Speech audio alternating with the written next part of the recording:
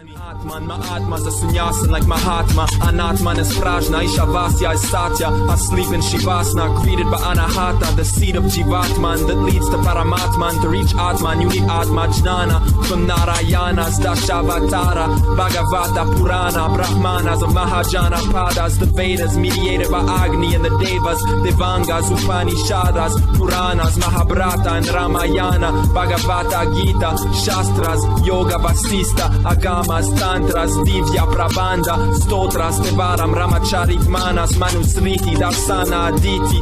Is there any faith more prolific in the course of their scriptures, more specific in their wisdom intrinsic? The many faces of divinities listed in an infinity of places, limitless races depicted, vivid depictions painted of mystic patrons, from Sunya to Atman in these descriptive pages. Witness the veil lifted of the ages, and tales gifted by sages of Agartha, maidens of Shambhala, Jain Tirthankaras and plain Svetambaras, Mahaviras, Anekantavada, reach Kevala Jnana. The wisdom of the Hindu gurus. A guru means one who leads from darkness to light. The guru leads his followers on a journey from separation to unity, from ignorance to God realization, from selfishness to service, from a troubled mind to an open heart, from illusion to love. In the Hindu tradition, there are many yogas, and the end of all yoga is the same realization, that we are not transitory individuals. We are immortal and divine. We are one with God, who is the supreme, permanent, and only reality.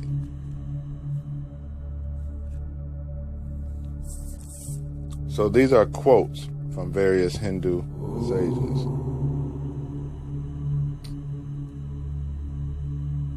Sri Aurobindo,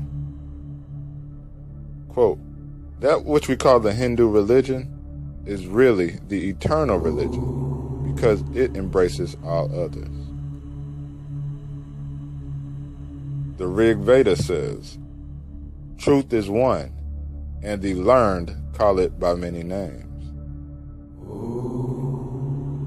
Paramhansa Yogananda states, "Truth is no theory, no speculative system of philosophy, no intellectual insight. Truth is exact correspondence with reality. For man, truth is the unshakable knowledge of his real nature, his self."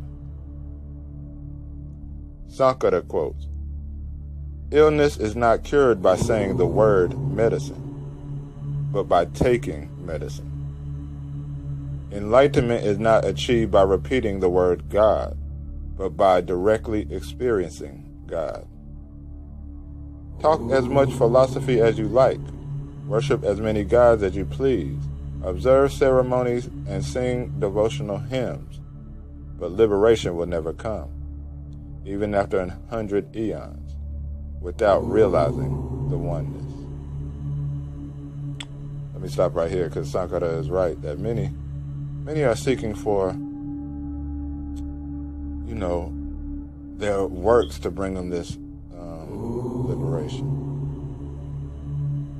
And they're seeking for this liberation outwardly. Well, if I get this piece of land and I'll be absolutely free and in peace where I can do what I want, you will still have trouble. You will still have bonds and be bound to things. True liberation only resides in the spirit that is yourself. And that spirit in the Creator are not two, they are one. Sai Baba states, "All those who walk with God reach their destination."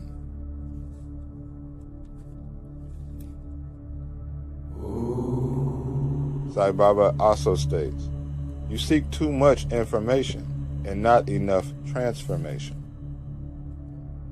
There's a scripture in the New Testament of the Bible that says, "Ever learning and never able to come to the knowledge of truth." And you see many people add upon information and thinking they are godly men because they have all this information of a book. And yet, the whole point of learning anything is for transformation, not for debating or pride. Maharamayana states, the supreme truth is established by total silence, not logical discussion and argument. He alone sees the truth, who sees the universe without the intervention of the mind, and therefore without the notion of a universe. Exactly. Because even to think that you're a small speck of dust in a vast universe is a thought. You understand? That's a thought. You hold the universe as a thought in your being.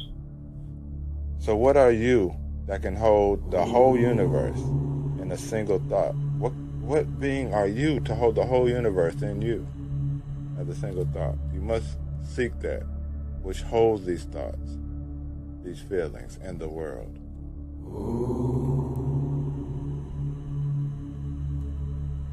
Again, Maharamayana states, self-knowledge cannot be gained until everything is renounced. When all points of view are abandoned, what remains is the self. Even in the world, you do not get what you desire until all obstacles are removed. This is even more true of self-knowledge.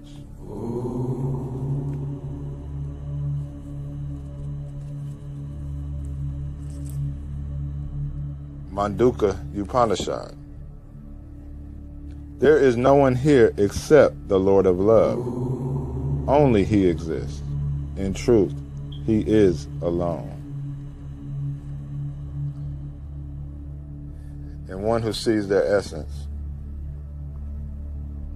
their source, has true self-knowledge or realization of God, knows that only God is present. There are no things that are not God. To say that you are a human would be a blasphemy, because all things are God. And this is clearly seen by those who see with the eyes of the Creator.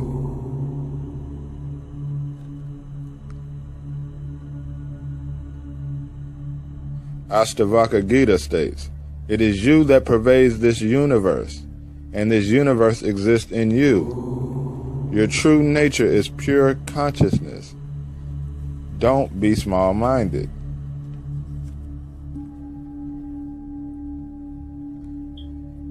Ramana Krishna, quote, a poor devotee points to the sky and says, God is up there. An average devotee says, God dwells in the heart as the inner master. The best devotee says, God alone is, and everything I perceive is a form of God. And this is the highest knowledge that Ramana Krishna just stated right here. To know that only God is. Every religious scripture states this. From the Hindu to the Muslim to the Sikhs to the biblical. When it says I am the first and the last, that means God is only. When God says I am one and there is no other, that means God is only. When God creates, if he was the only, what did he create out of? Himself. So everything is himself. There is no other for God to create with except himself. So apply that to everything in your life until you come to the mystical union of you and your source. Apply that everything you come in contact with is God and treat it as God.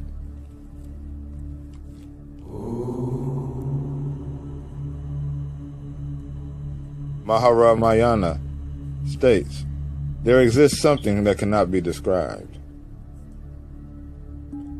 Yeah, it cannot be described because the essence of things cannot be known as an object because it is no object. That's all you can say. You can only be it. You cannot witness it.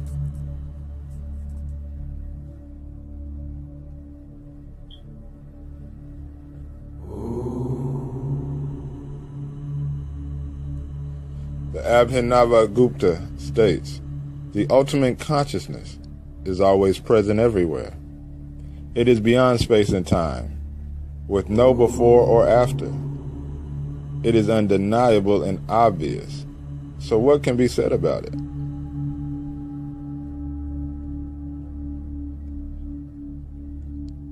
Shvetashvatara Upanishad states, meditate and realize that this world is full of the presence of God. Neem Karoli Baba states, to see God everywhere, you have to have special eyes. Otherwise, you cannot bear the shock. The Kena Upanishad states, that which cannot be comprehended by the mind, but by which the mind comprehends, that which encompasses the mind, know that to be Brahman. That which cannot be seen by the eyes, but by which the eyes see, know that to be Brahman. Know that in any religion that you're in to be the title of your God, the one by which the eyes see, by which the mind comprehends, but the mind cannot comprehend it, by which the eyes see, but the eyes cannot see it. Know that to be the Most High. Ramakrishna states, God is consciousness that pervades the entire universe of the living and the non-living. God is both the container of the universe and what is contained in it. Abhinavagupta, quote, Brahman creates the game of life by breaking himself into parts that undergo transformation and extinction. Yet while he takes on all the roles required by the game, he also remains free of the game and intact as Brahman.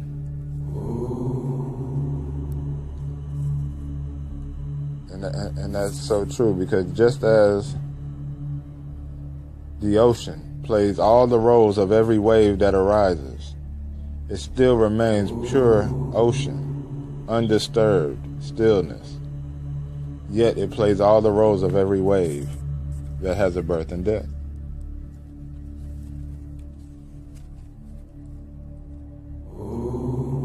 Maharamayana states, the same undivided and indivisible space is outside and inside of 1,000 pots. Likewise, the self pervades all beings.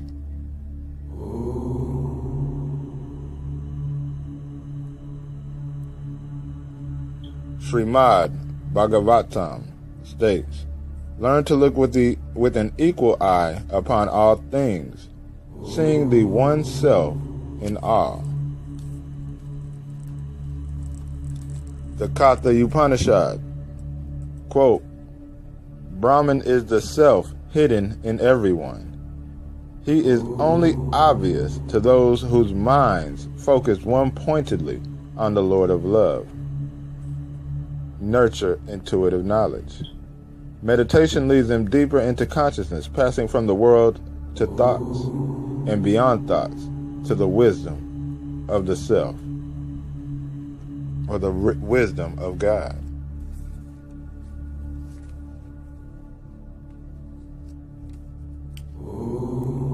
And we'll end there. Peace, shalom, namaste.